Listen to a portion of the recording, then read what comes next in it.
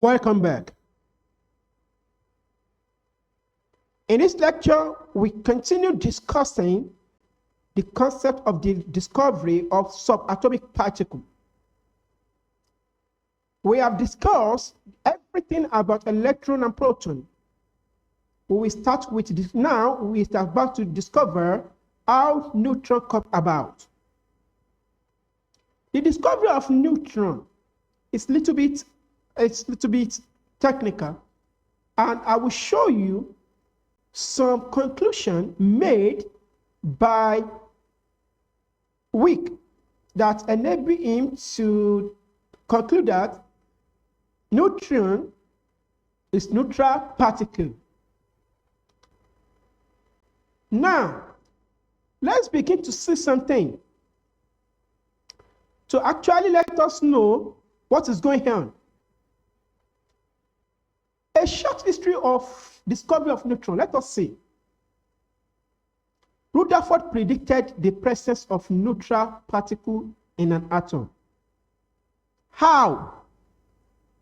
But we know that Rutherford discovered proton. How did he say that there is a neutral particle in an atom? What made him discuss that? Listen. The prediction was made on the basis that some of the masses of the proton, one, and electron could not account for the total mass of atom. That is it.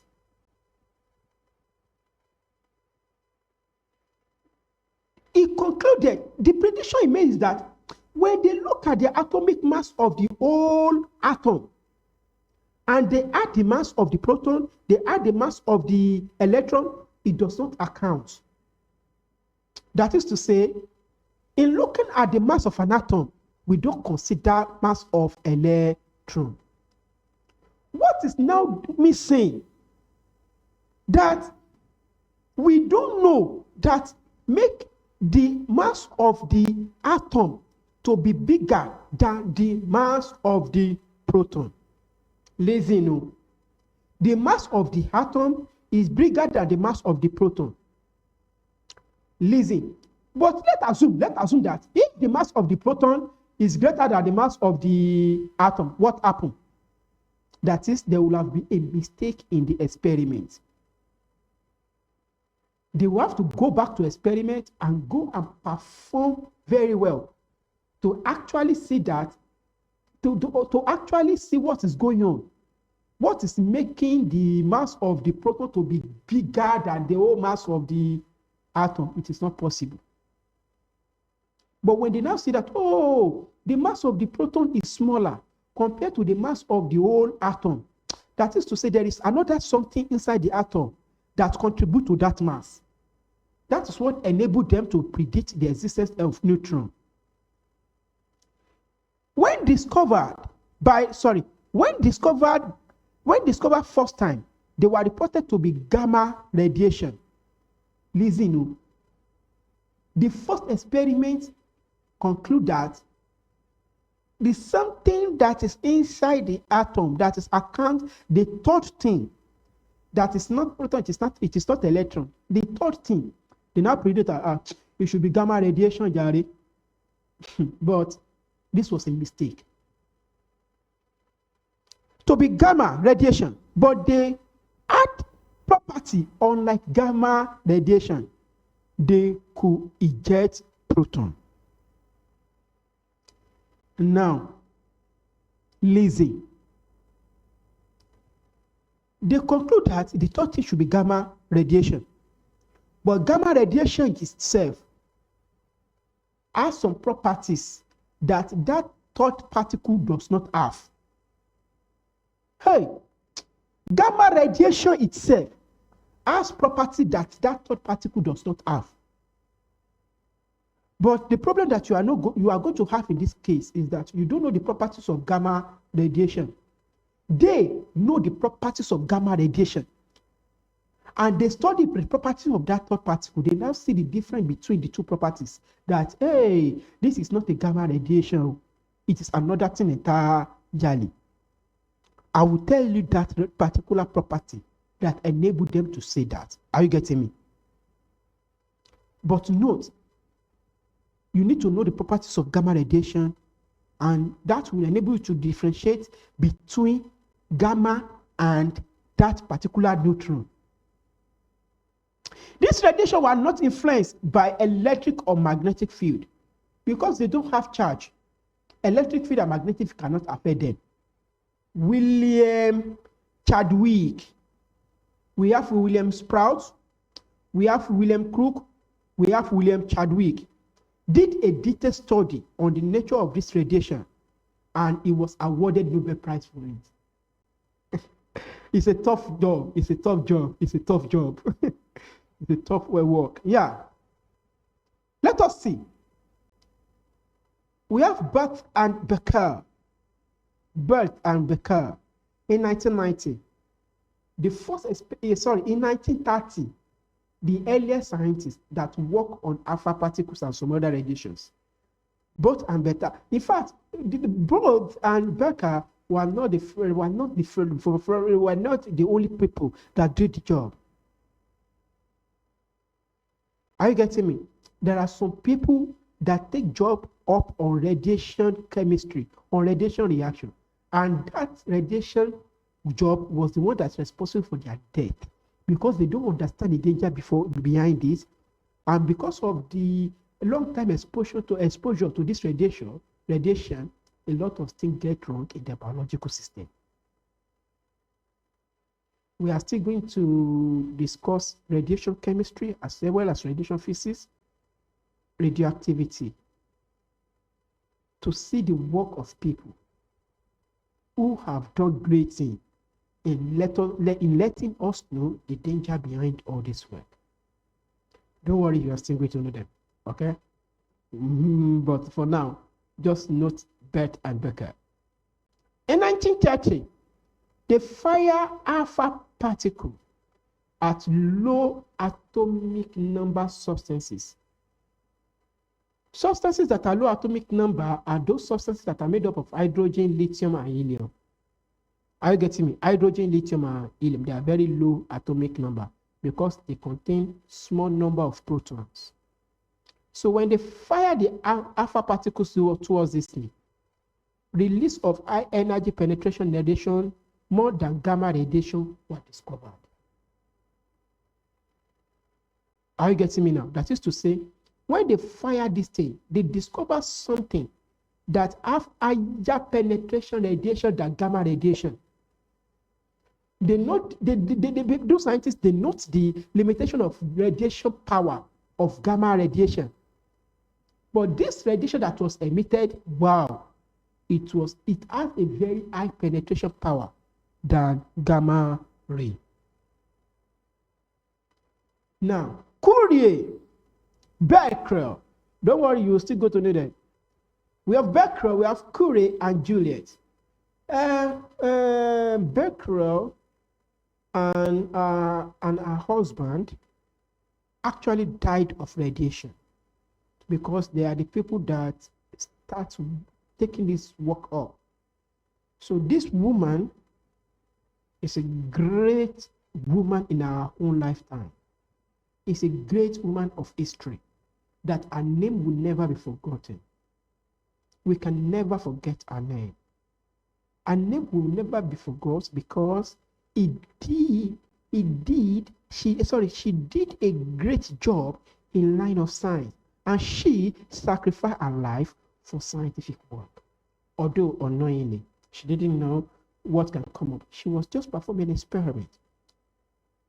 That's the reason why today I am teaching you as a scientist. That's the reason why today, please, if you come about anything in nature, that thing can be like a stone.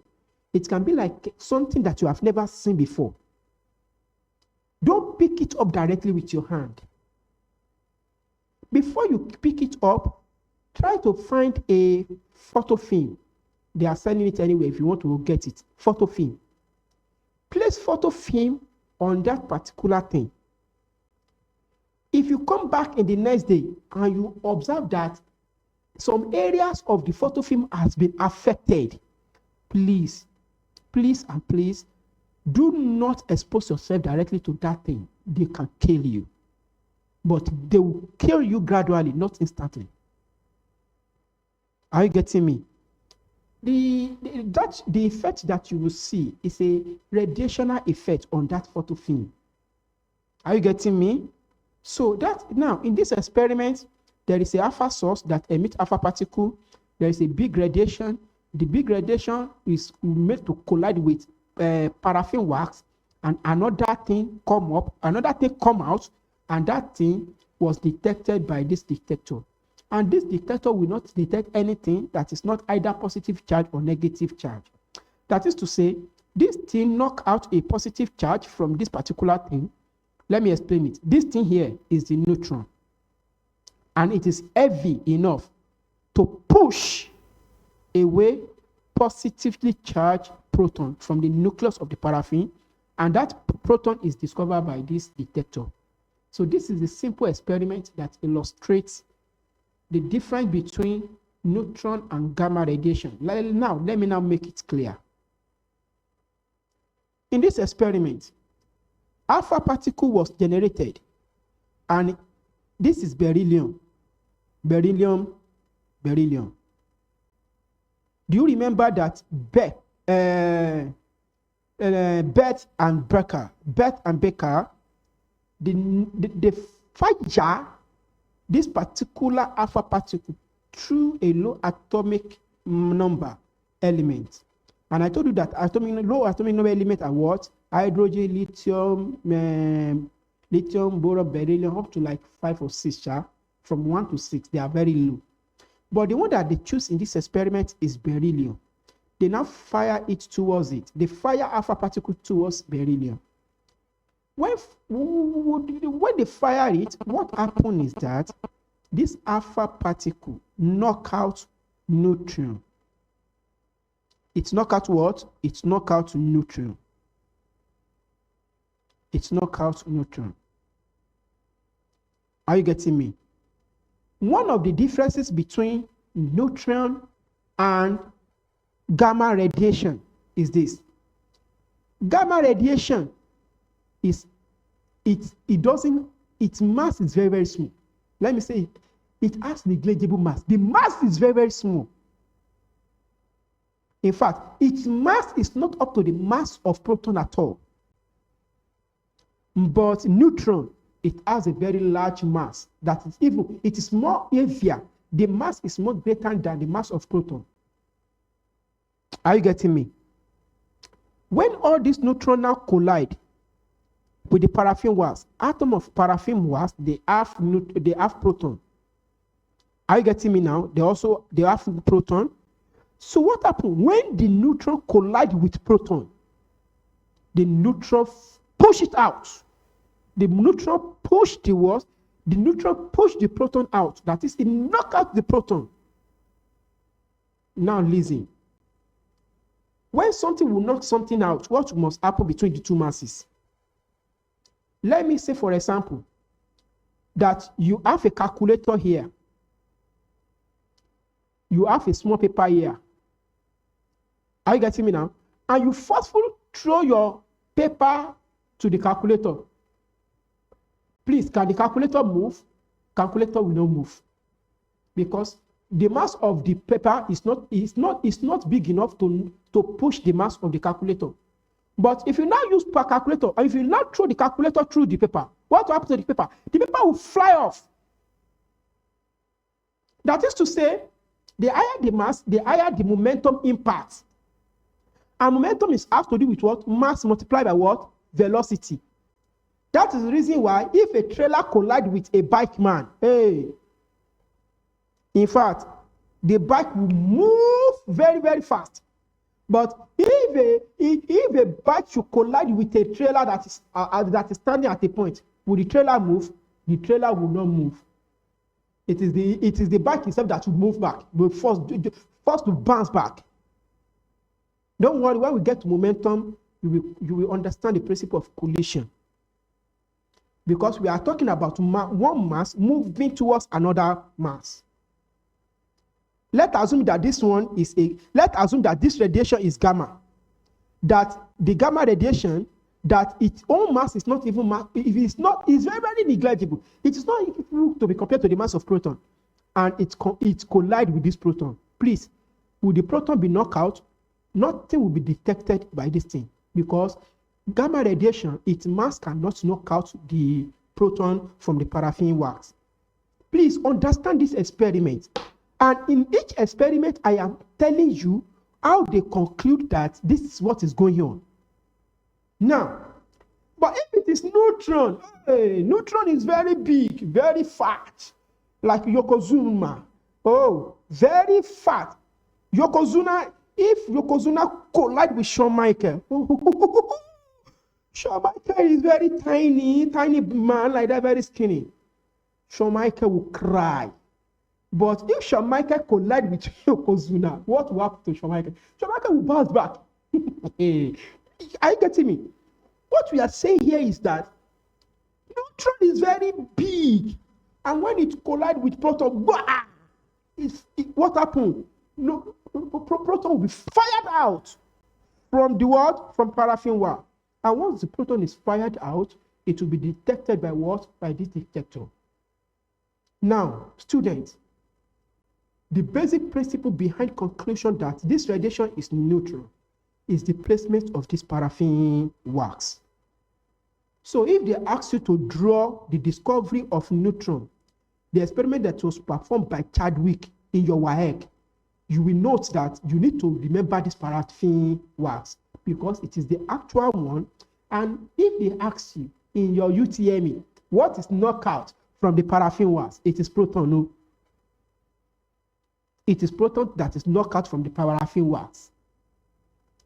It is not electron. Are you getting me? And the knocking out is not due to charge effect. It is due to momentum effect. It is due to what? Momentum effect. The knocking out of that proton is due to momentum effect. That is the effect of collision. Now, so this is the experiment that showed what is going on in everything. There is alpha particle that knock out what?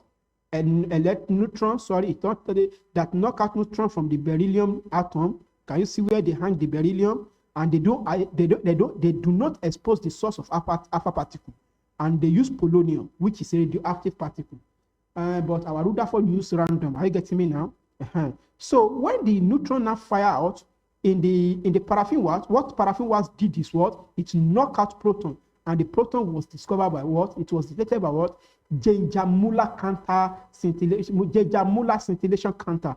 And it was shown to us by changing in the value of the value that is present on this thing. Don't worry, I will still show you what the Muller counter is all about, because it's a device that can show the presence of charge by changing the value on it. Are you getting me now? It will be changing in voltage value. So that is the setup for Chadwick experiment.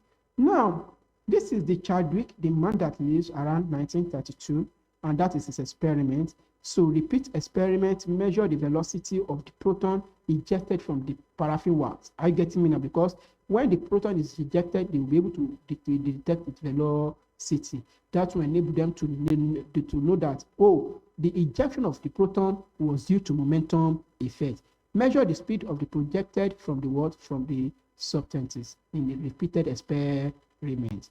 Now, neutron, how the neutron was discovered? James Chadwick fire alpha radiation at beryllium sheet from the polonium source. Do you know? We have seen it in that diagram. This lead to what? Production of an uncharged particle penetrating radiation. This radiation was made to incident, that is to collide on paraffin wax, hydrocarbon having a relative high proton content. That is, paraffin wax is like those wax that we are using for production of our candle.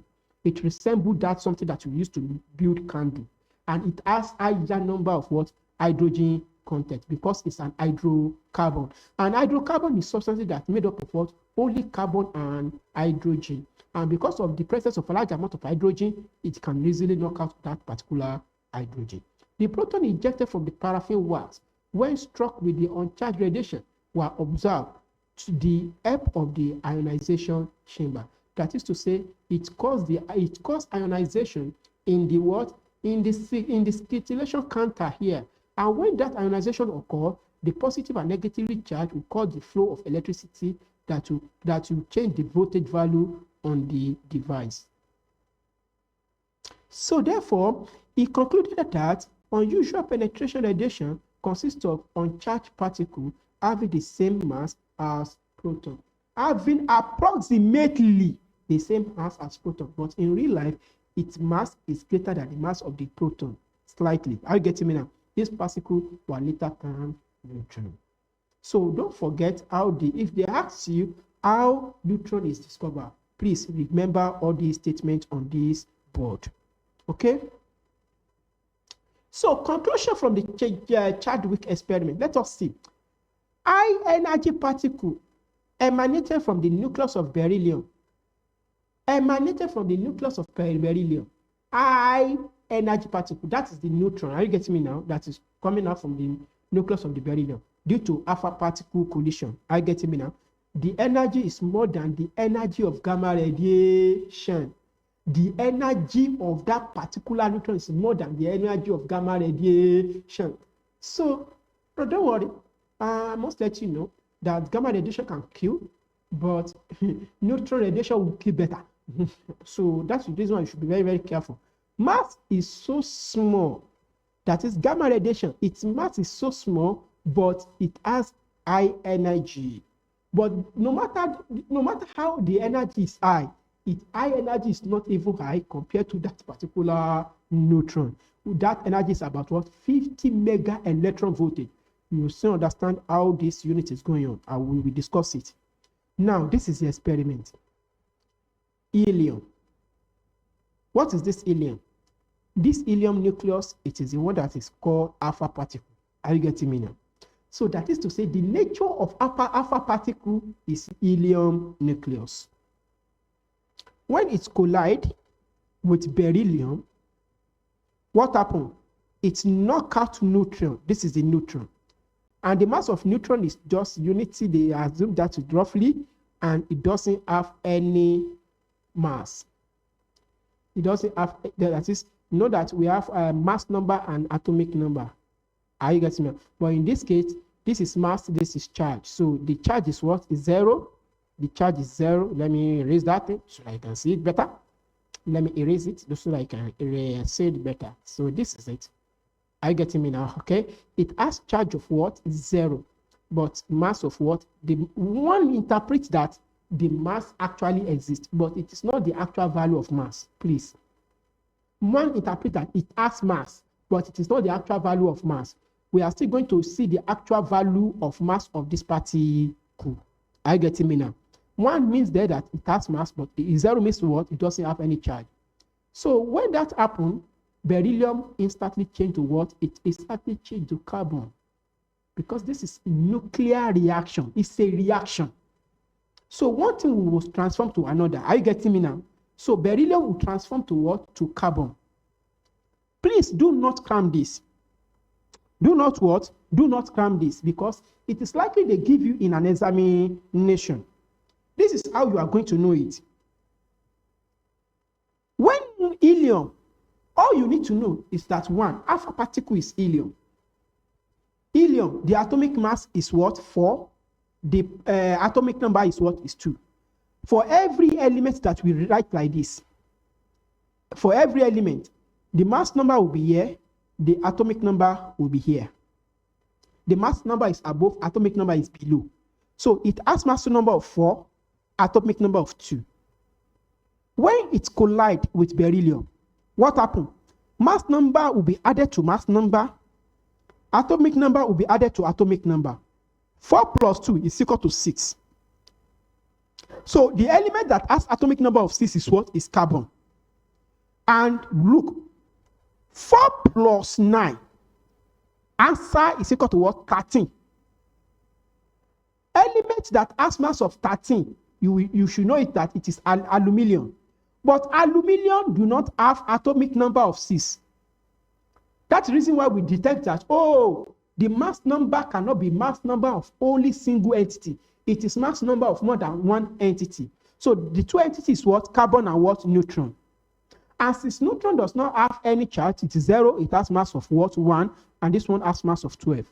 So that's the reason why this one is what? Carbon, and the next one is what? Neutron. That's the reason why inside beryllium, neutron is emitted out and it leaves us with what? Carbon. And it's going to be black, so carbon, most of the carbon elements are black. Are you getting me now? Now, this energy is more than the energy of gamma radiation. And the energy of gamma radiation is what? 50 mega electron voltage. It's more than 50 mega electron voltage. So that is why they know that neutron is not gamma radiation. When paraffin wax was placed in the front of its energy, when paraffin wax was placed in the front of this energy radiation from the beryllium, this energy knockout particle with energy and mass correspond to the energy and mass of proton. That's the reason why they know that proton is the one that is actually emitted. They measure the energy, they measure the mass. Are you getting me now? And it is charged particle. And once it's charged, I say, yeah, it is proton. So it is not an electron, it is proton that's actually knockout. The particle that is capable of knocking out proton must have nearly the same mass of proton, which is far away from the mass of gamma radiation. Therefore, name the particle. That is to say, therefore, name the particle neutron. That is to say, the neutron mass is not big enough to knock out the mass of proton. That's what it means in this experiment. So that's the reason why I said that Chadwick experiment is a little bit technical. And from this aspect, I have explained everything that you need to know about discovery of neutron. So property of neutron, you see, it is neutral particle, it travels in a straight line, and it cannot be deflected both by electric and magnetic field because it's neutral. It's capable of high ionization effect, and it has mass. Now, here we are going to discuss isotope. And I will discuss isotope in detail because it's one of those things that you need to know in chemistry. And we are not going to discuss it anymore. We call it isotope. Isotope. Iso means equal, to means place, equal place. But in chemistry, isotope have different definition. Look at an atom of an element. Look at it. It has positively charged proton. It has neutral particle called neutron. So the sum of these things, it is called mass of the atom. Look at it. Isotopes are variations of chemical elements that have the same number of proton but different number of neutron. The implication of this is that since they have this different number of neutron, mass will never be the same. That is, they will have the same atomic number but different mass number. Understand it too, so in case they change it. Listen, isotopy, it is the phenomenon. You can write this one down. Write this one down. Isotopy is a phenomenon whereby the atom of an element have the same proton number but different neutron number. So therefore, have the same atomic number but different mass number. Put it down. If you don't hear it, rewind the video, play it back to hear the definition. We identify isotope based on their mass differences. Are you getting me now? Whereby the sum of the proton and the neutron equal the mass of the isotope.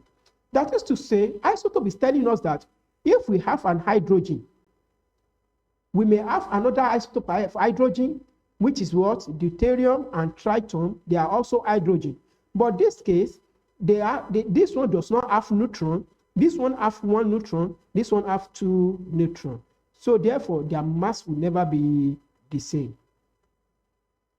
So example of isotope is what? Isotope of hydrogen and isotope of helium.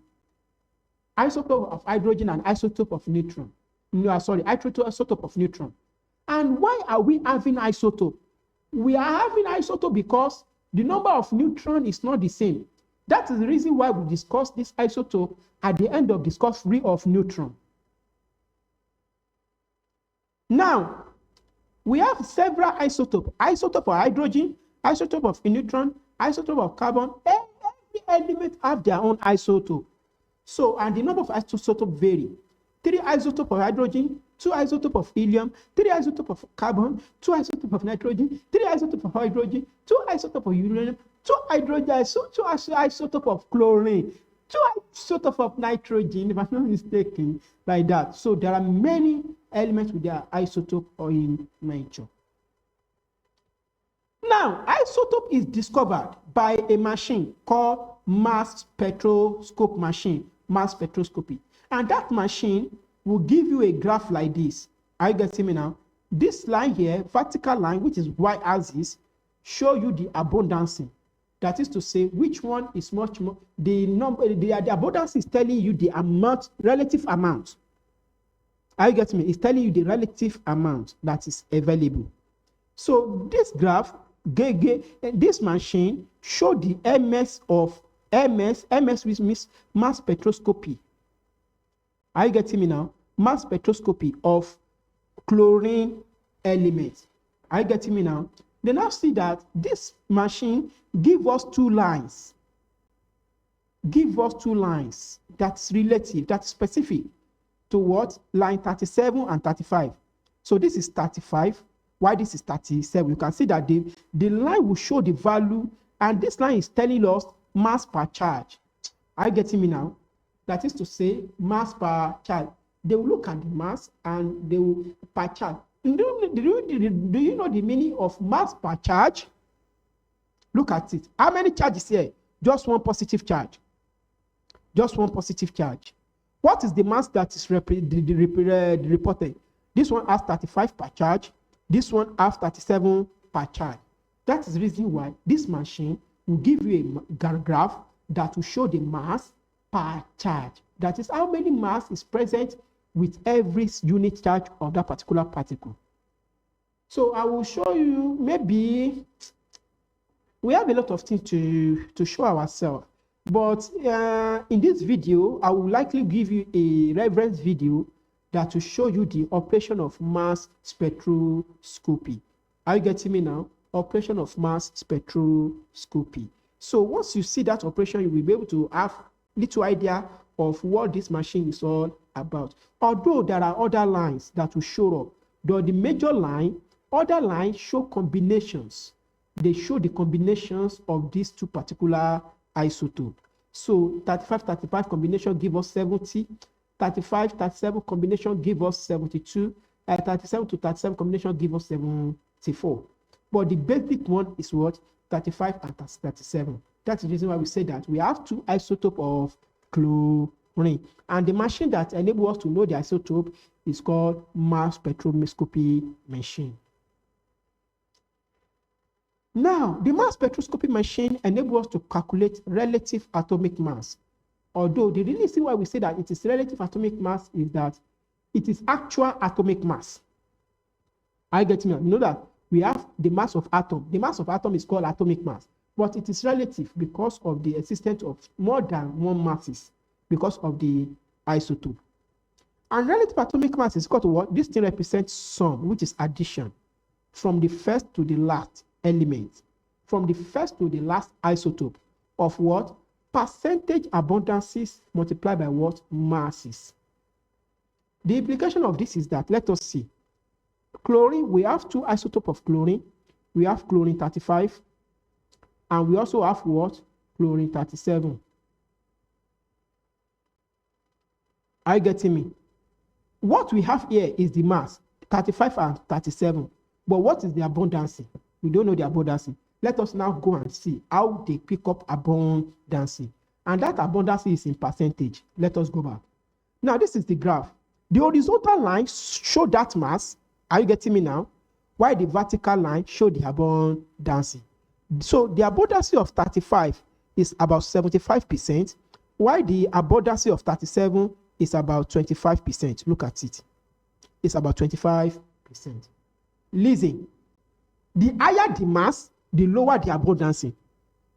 The higher the mass, the lower the what? Abundancy. That's the reason why the one that is 37 have small abundancy, while the one with 35 have higher abundancy. So the abundancy can be picked up from the vertical line, while the mass can be picked up from the horizontal line. That is to say, if the question will get technical, they will give you a graph like this, and they will ask you to calculate the relative atomic mass. All you need to note is the number of the isotope line that is on the graph, and pick their mass, multiply it with their what? Abundancy. So multiply the x and y value. Horizontal line is the x value, the vertical line is the y value. That is to say, y value multiplied by what? X value. This is the atomic mass of only single isotope. If you now have many isotopes, you will now add them together. You will add them together. That will give you the relative atomic mass. That's the reason why we say that relative atomic mass, it is the sum of what? Percentage abundance multiplied by what? Mass. That is to say, the sum of what? X multiplied by y.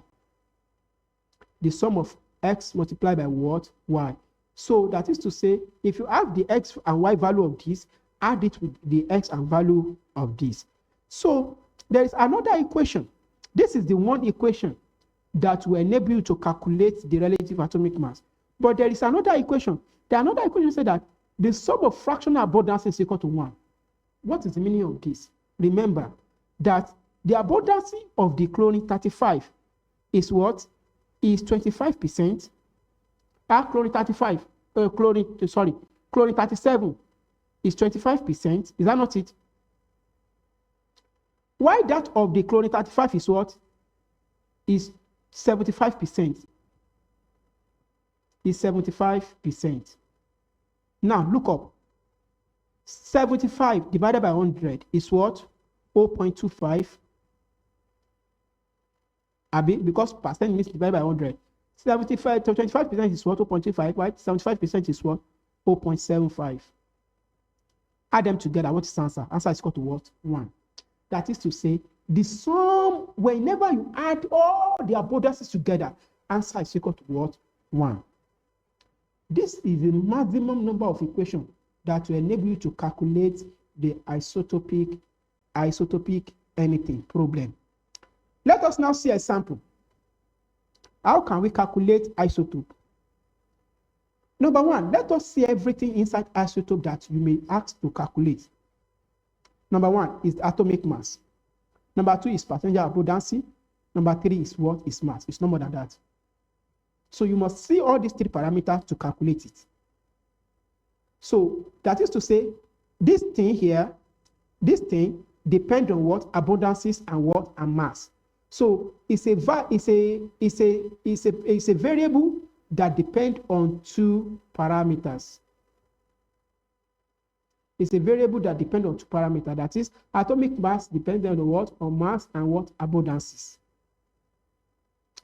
Let us now see a sample and work it out. Example number 1 here. Let us solve this fourth problem. The relative atomic mass of boron is 10.2. If the element occur naturally in 2 isotopes, boron 10 and boron 11, what is their geonormal abundances? What is their geonormal abundances? The meaning is that they want you to find the abundances of boron 10. They want you to find the abundances of boron 11. So they want you to find the abundances of 2. That is to say, you need 2 equations. The 2 equations that you are going to need is this one here and this one here. Let us now see how we are going to manipulate this equation to calculate the abundances of the 2 elements. Number 1, the first formula is what? RAM, relative atomic mass, is equal to what? Sum of the y and what? X. Y is what? Relative abundances of what? Of each element. Let us now look at this guy first. Boron 10. Boron 10. What is the abundances of boron 10? It is y. We don't know it because it is the one that we want to calculate. That is what? Y1. Let us call it Y1. Because it is what? Abundances of boron 10. What is the X of the boron 10? X of boron 10 is what? Thank you. X of boron 10 is what? Is 10, which is the mass. Are you getting me now? So the Y of boron 10 is what? is y. Yx of boron 10 is what? Is 10. That is, x is the horizontal line, which shows us the mass of that particular isotope.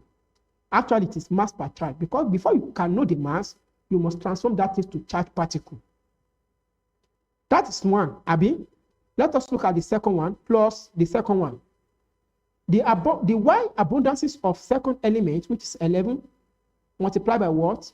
Multiplied by the mass, which is the 11. So from this equation, do we have the value for the relative atomic mass? Yes. Relative atomic mass is equal to 10, 10.2. So that is to say, 10.2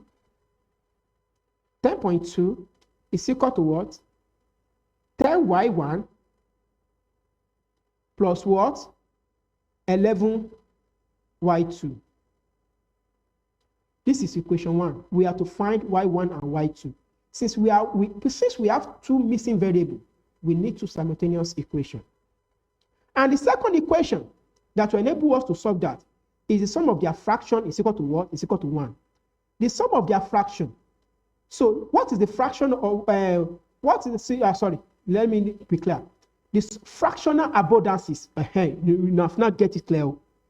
So what is the abundances of the first one? So that is to say, 1 is equal to what?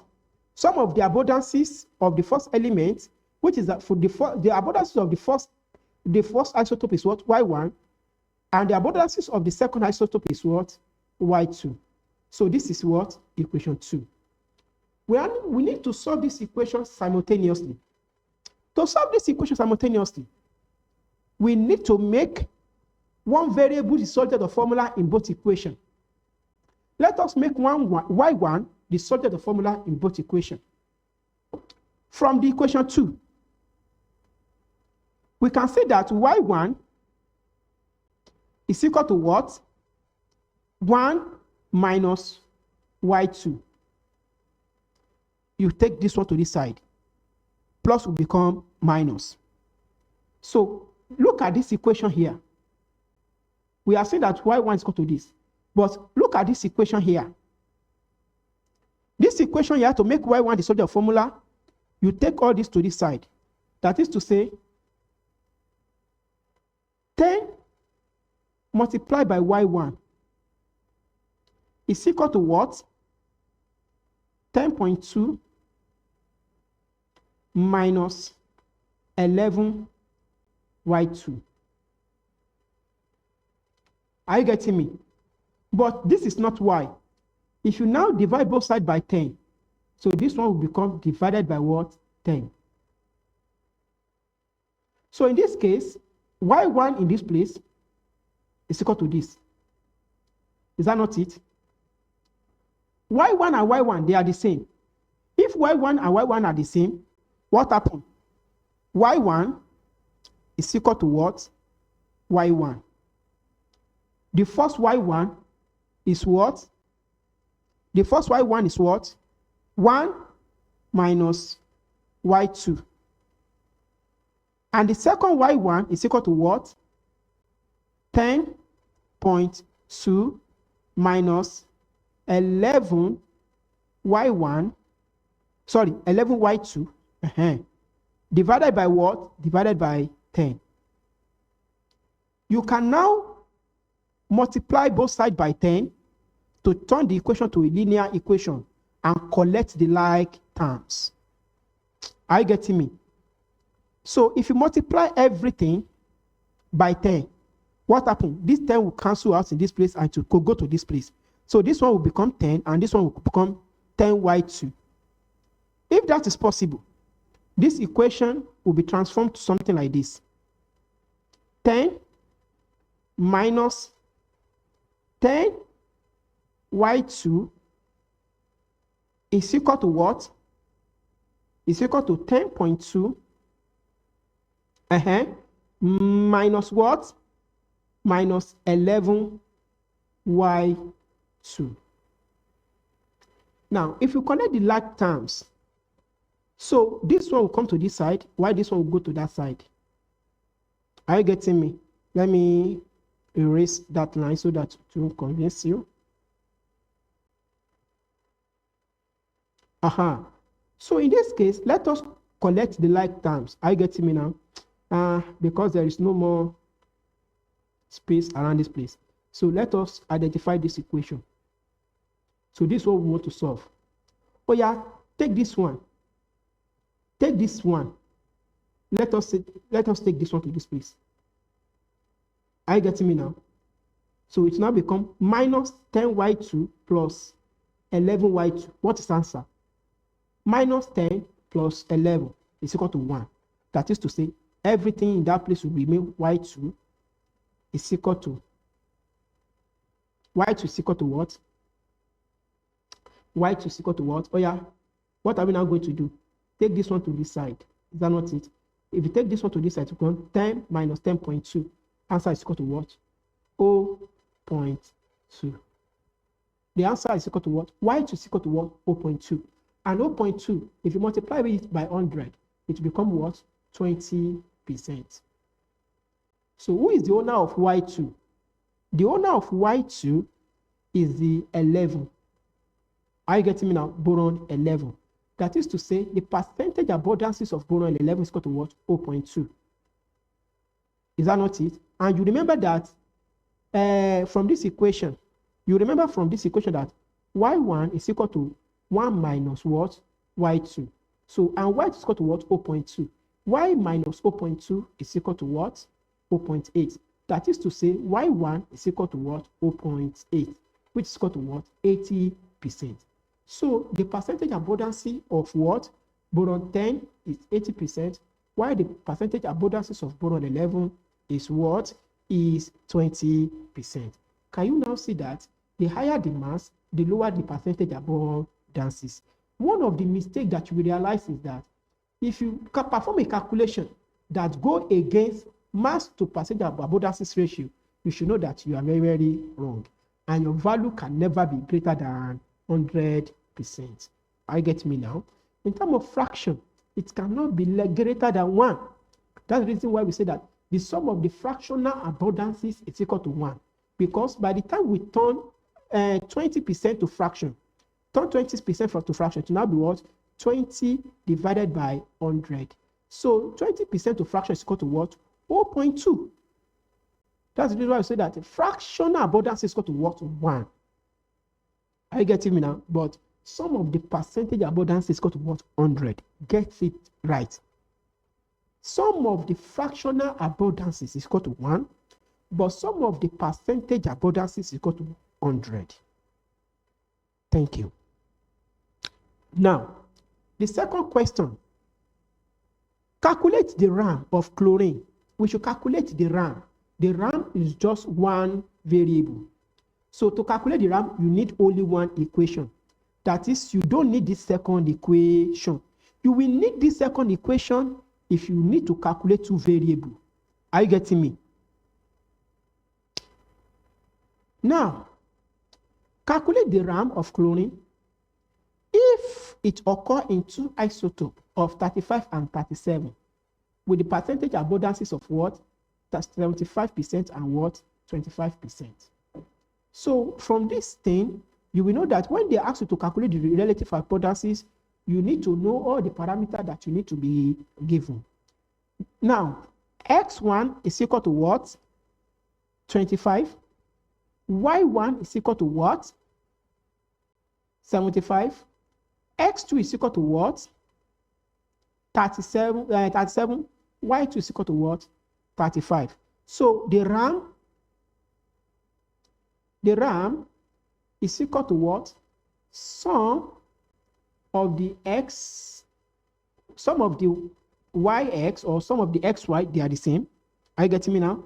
Sum of the XY from what? From N is equal to 1 to N is equal to N to the last, where N is this.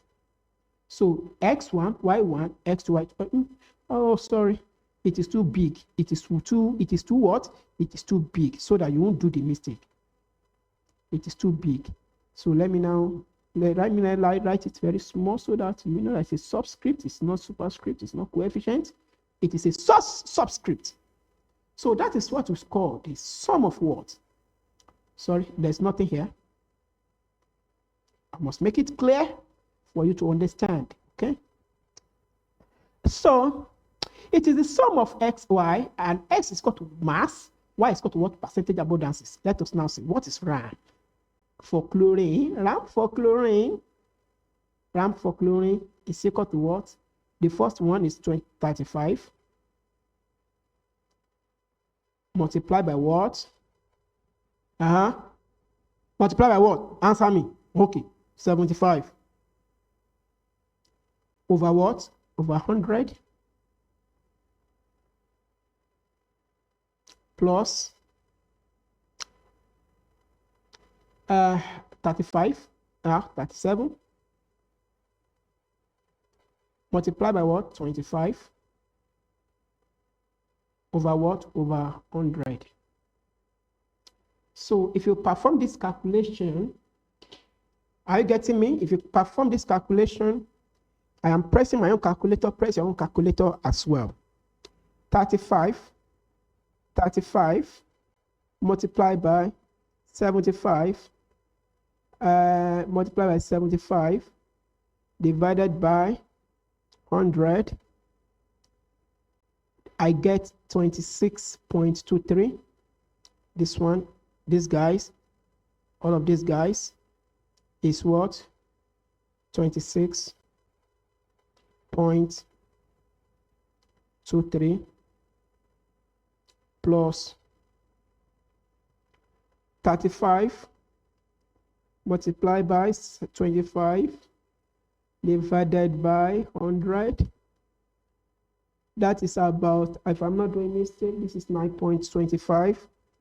This is 9.25. Add them together. Plus 26.23. So answer is equal to what? 35.5. So answer is, you see your calculator. Answer is equal to 35.5. So now, students, you can see that this number is not a whole number. Mass number is not a whole number, but atomic number is a whole number. If they now ask you, why is atomic number? Why is mass number is a fractional number? This is because mass number is an average number. It considers the sum because we have more than one isotope. You see that proton is counted in whole number. 1 proton, 2 proton, 3 proton. There is no 1.2 proton. Are you getting me now? Some students may say that atomic number of an element is fractional number because the number of proton is also a fractional number. You are a stupid student if you do that too. The number of proton is a whole number. The number of neutron is a whole number. And these are the two things that contribute to mass. For every element, let's assume that every element does not have an isotope. The mass number will have been a whole number. But because of the existence of isotope, this is the reason why mass number come to be a fractional number. That's the reason why it's not a whole number. And it is not a whole number because we consider the average of every mass number of each isotope of the element. We consider the average of all the isotopes. We consider the average of mass of every isotope of the element. For example, this element is boron. It exists in two isotopes.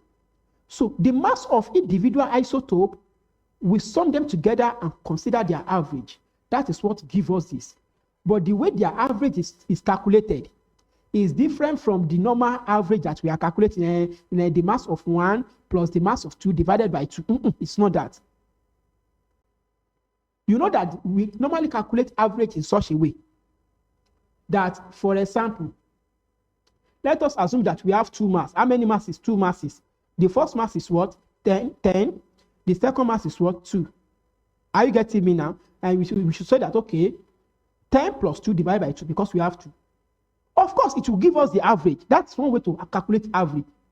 And 37 plus 35 divided by 2, it will give us 35.5. It will give us the average. But that is not how we arrive at our own average. There is a machine that enables us to calculate that average. And that average works the same way the fundamental average is working. And that average is equal to what? Some of the what? Relative abundances of mass. Some of the relative abundances of mass. So now, we are going to consider the properties of proton, neutron, and electron to enable us to see the actual value. Now, this is the actual mass of proton, actual mass of neutron, actual mass of electron. You can see that in kilogram, in standard mass, it's in kilogram, and in relative atomic mass unit. This is atomic mass unit. And there is a standard value of atomic mass unit. Are you getting me now? I will tell you what is the meaning of that. Don't worry. Okay? Now, look at this mass. Look at this mass. This mass here, it is the mass of proton. It is very, very small, but it's large in some areas at atomic level. Now, look at the mass of neutron. Compare it. Which one is bigger? 1.67, 1.67, 2, 4. You can now see that this one is bigger. Neutron is bigger than what? Proton. Everything half raised to power 20 minus 27. You can now see this guy, 0.0001. It is the least. From this value, you can now see that electron have the least atomic mass. It has the least mass. It has the least mass. Now, what is the atomic mass unit? I will let you understand this thing in clear aspect. And I want you to follow me. Look at your periodic table. They said that the mass of aluminum is 27 point something gram. Abi? So let's also this 27 gram. Approximately 27 gram. Sodium, approximately 23 gram. Hydrogen, approximately 1 gram. Listen, students. This is the mass of just a single atom. Does it tell you the actual mass? No. No. Because 1 gram, if you measure it, it is what you can see. And the mass of hydrogen atom is so small that we cannot see it. What they are quoting in this place is atomic mass unit, not the actual mass. Atomic mass unit, they have extract a particular constant, and that constant is called atomic mass unit constant.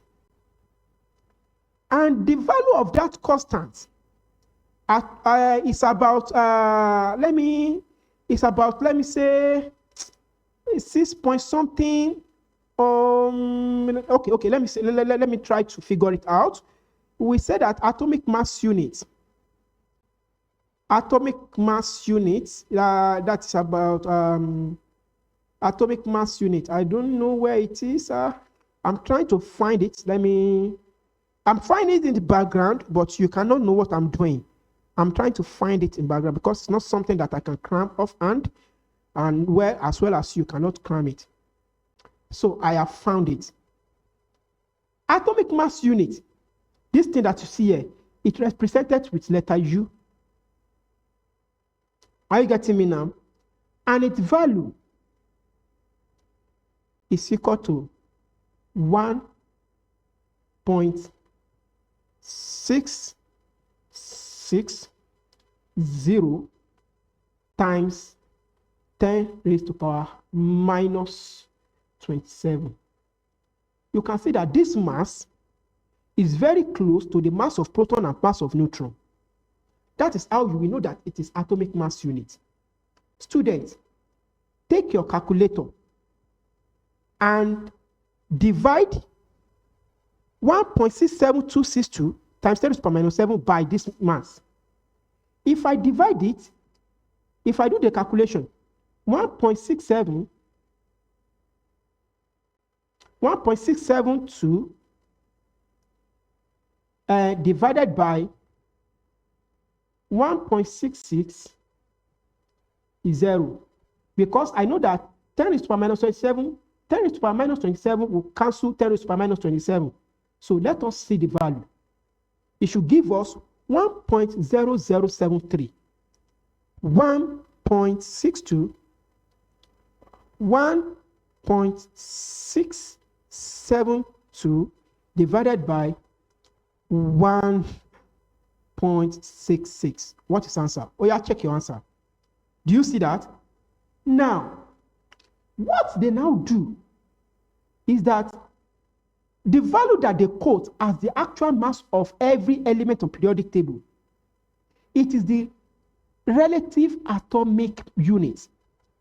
Relative atomic mass. This AMO means atomic mass unit. The standard atomic mass unit is what? 1.660 times 10 to the power minus 27. That is to say, the value they are quoting, it is the actual mass divided by this mass. This mass, it is the mass that they have extracted out from all the atoms. So if they say that the mass of hydrogen is 1 gram, the actual mass is 1 multiplied by this value. Is 1 multiplied by what? Relative atomic mass unit. If they tell you that, oh, the atomic mass of this particular guy, sodium, which is 27 gram, you are not going to convert it to kilogram because this mass is a kilogram. Are you getting me now? And you multiply it by this value. That is when you are going to get the actual mass of sodium. Please, do not forget the unit conversion. Are you getting me now? But on periodic table, the mass is quoted as gram. Are you getting me now? So that when we get to the stoichiometry aspect, where I will break down everything, fundamental principle of stoichiometry, you will see it, how it is done. This is the end of the discovery of atomic subparticles, proton, electron, and neutron. In the next class, we are going to discuss atomic model. It's a very interesting course. That is the next week. Thank you for listening. ABP.